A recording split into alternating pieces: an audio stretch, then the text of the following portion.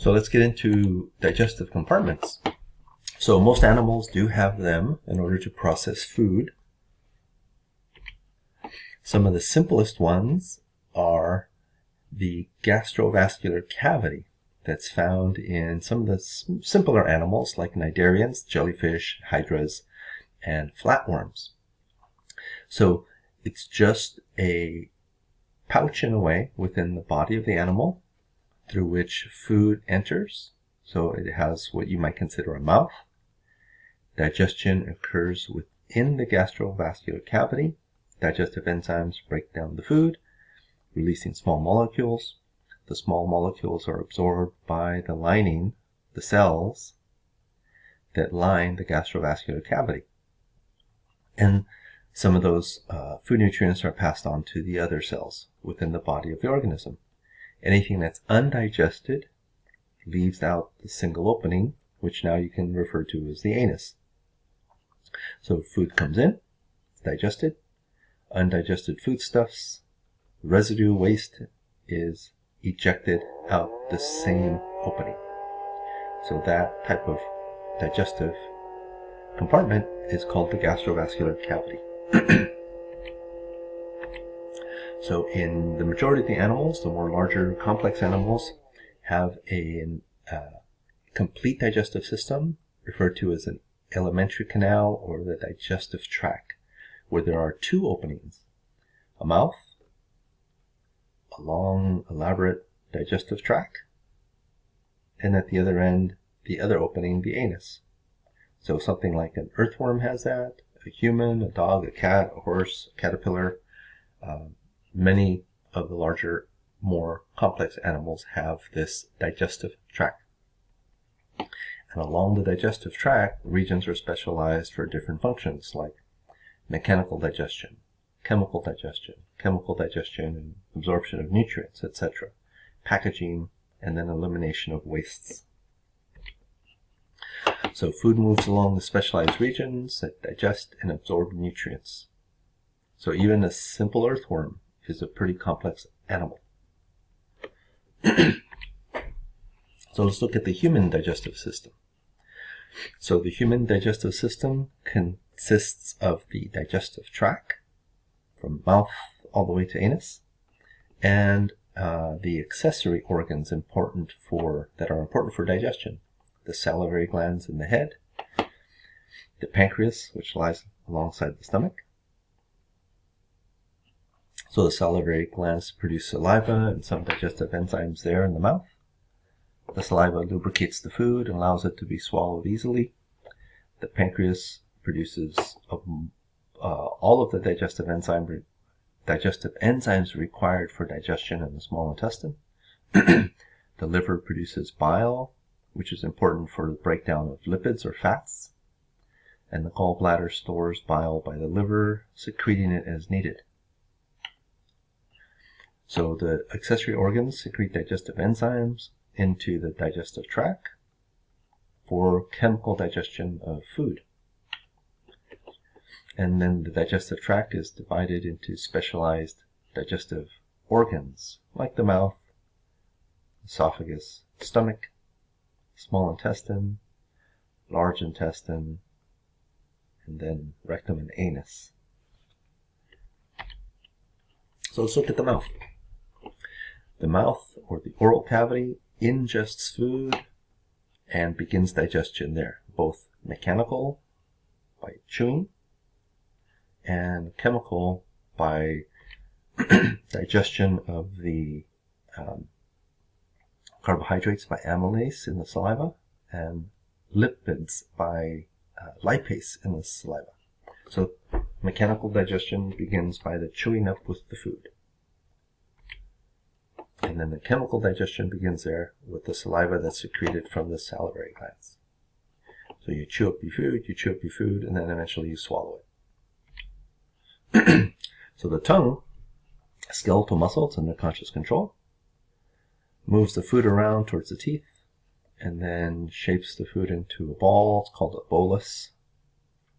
And it pushes the food up and back to initiate the swallowing process. So when you are breathing, and not swallowing, your air pipe, windpipe, your trachea is open. What's called the epiglottis is up, so you can breathe through your mouth, through the mouth to the lungs, or through the nose. When you're chewing and then when you swallow, the food item gets pushed back. The passageway to the nasal passages actually closes. The soft palate accomplishes that. The epiglottis folds over and closes the opening to the trachea, the larynx, the voice box, and the windpipe. And then the food should only go back through the esophagus on its way to the stomach. So temporarily, while you're swallowing, you cannot breathe. But it only takes like a half a second to get that food from the oral cavity into the pharynx, the throat, and then down into the esophagus. And as soon as you swallow, then the epiglottis flops back open, and then your breathing passage is now open again. So the pharynx, or throat, connects the mouth to the esophagus, or the mouth to the trachea, depending on whether you're breathing or swallowing. So during swallowing, the swallowing reflex moves the trachea upward and tips the epiglottis to close the tracheal opening. You can verify that by putting your finger on your Adam's apple of your windpipe, of your larynx or voice box, and just swallow. And you'll notice that that bump, Adam's apple, moves up and down during the swallowing process. So when it moves up, it helps line up the epiglottis so it easily closes over the opening to the larynx or voice box to help the food slip back down through the esophagus. So once the food is in the esophagus, now the smooth muscle takes over that responds to the stretch of the food in there, and the rhythmic contractions of the smooth muscle of the esophagus push the food down to the stomach through the process called peristalsis. The contraction of the smooth muscle, the epiglottis, that's pushing the food down. And actually then peristalsis will move food out of the stomach and then through the small intestine and large intestine. So peristalsis is moving the majority of the foodstuffs through the digestive tract. Now we've reached the stomach. So it's a nice, relatively large organ that's specialized to churn and mix up food once it enters into there past the esophagus. So it does expand somewhat to hold food, and then it will start to process that food, churn it up, and continue digestion. So the lining of the stomach, the epithelial lining of the stomach, secretes gastric juice, and that includes hydrochloric acid, which kills bacteria but also helps with the protein digestion, and digestive enzymes, in particular pepsin, which breaks down proteins, and then a nice coating of mucus to protect the epithelial lining of the stomach so that the stomach gastric juice doesn't digest the wall, the lining of the stomach.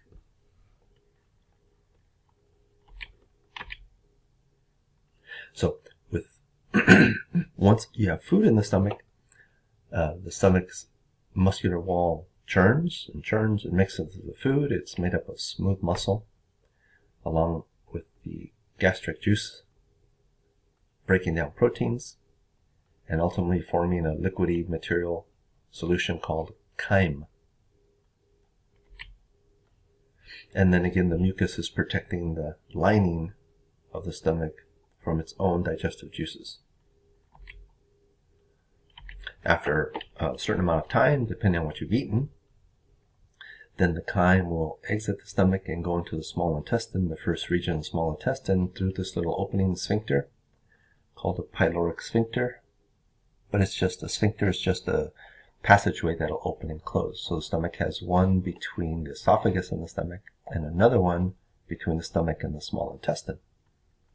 So some problems that can happen with the stomach Heartburn is caused by the backflow of chyme into the esophagus, and that will hurt, sometimes a lot, because the chyme, if you remember, is acidic, and it will burn the lining of the esophagus, which doesn't have the nice thick mucus that protects the stomach. And that can be a sharp burning pain. So frequent and severe backflow of gastric juice, chyme into the esophagus is referred to acid reflux, or GERD, gastroesophageal reflux disease. And there's different treatments for this. Gastric ulcers, these are erosions of the lining of the stomach wall, and often caused by a bacterium that's called Helicobacter pylori, that was just identified as a cause for gastric ulcers not that long ago, not more than like 20 years ago. Peptic ulcers are ulcers along the stomach or the small intestine, and then gastric ulcers are ulcers of just the stomach. Okay, so moving on to the small intestine.